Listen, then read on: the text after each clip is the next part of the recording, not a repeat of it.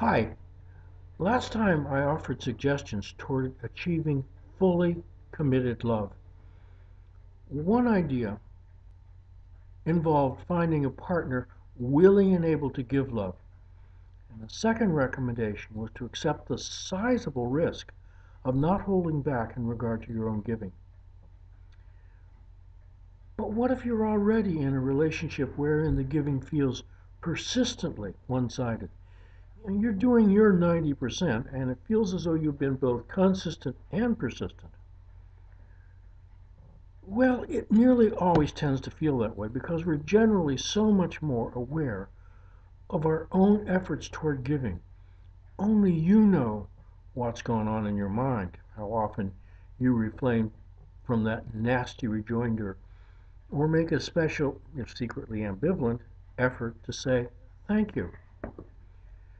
Now, before going farther, we need to consider the issue about whether or not it's even possible to actually change another person. And I'll tell you, many think not. Those who say it is feasible argue that the dynamics of the relationship may be altered, but not really the other person. And probably it is very difficult to actually change the core of another person's personality. In my practice, I frequently saw couples. The keystone, the bedrock of my therapy approach was to repeatedly emphasize putting yourself in the other person's shoes. I think you know what I mean, but you realize how difficult that actually is? It sounds so simple, but there's so much resistance to really sticking with that effort because it feels so one-sided. And the more conflicted the relationship, the harder it is to genuinely try to understand and emphasize with the other individual, or possibly individuals, with conviction and generosity.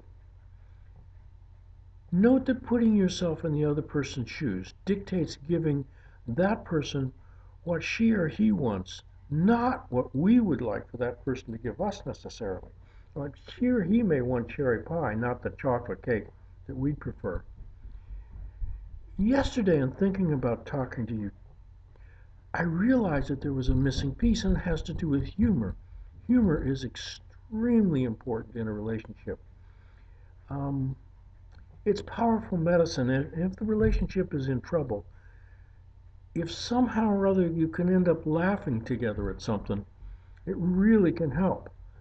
Uh, those moments of levity in the sea of hostility tend to occur when people's defenses are down, like late at night, and then they tend to snap back into the more adversarial tone very quickly. So be prepared if you do have a moment of levity that it'll need to be supported and carried along with some effort. Anger and frustration, irritation and resentment are the outer hallmarks of conflicts which make us rigidly defensive.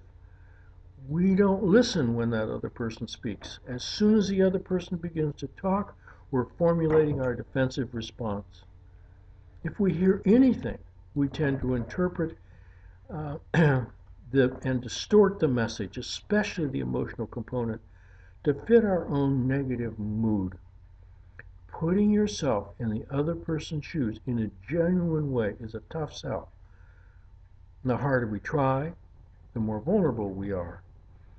Under the best of circumstances, it'll be a while before that other person catches on and is willing to risk even an occasional, more positive response to your best effort. Is it worth it? Of course, how tough the crusade is depends on how much and how deep the adversarial thoughts and words and emotions have set in. Clearly best to be alert to trouble and render an early effort. I used the metaphor of dancing in an earlier talk, people coming together in sync. But if you move toward that other person, does that other person really move toward you or back away, leaving you to chase? If you've read Shades of Grey, you probably realize that one way of looking at the entire story is that it's all about Anastasia Steele changing Christian Grey. What accounts for her remarkable success? How about persistence, toughness, and emphasize inner self-confidence? In this process of impacting another individual toward increased closeness and love, one has to be firm as well as giving. Ultimately, it takes two to tango. How much patience and how much insistence? Well, it requires both for certain. There's no concrete formula, but clearly one has to grit one's teeth and stay the course. For how long, no one else can say. Toughness does mean being tough and strong with yourself as well as with the other person. So there's a fundamental choice. Give it your best reaching out shot at putting yourself in the other person's shoes with all the attendant vulnerability, or bail. Comes down to that. You already know that no one can give you any real parameters. Further clarity just isn't forthcoming. And I realize that's kind of bleak. I've searched futilely for greater clarity and more definite answers many times. I believe that many, if not most people, never make a real decision about the relationship they find themselves in.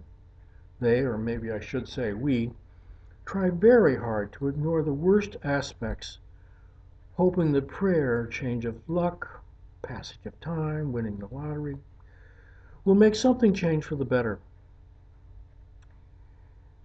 This is the perfect segue toward looking at that beautiful, hidden pastel dream concept that I mentioned at the end of the second talk. I think that's going to make up at least another 3 of these presentations, and I'll try to have those all ready to go simultaneously. Until then, take care, and thank you very much.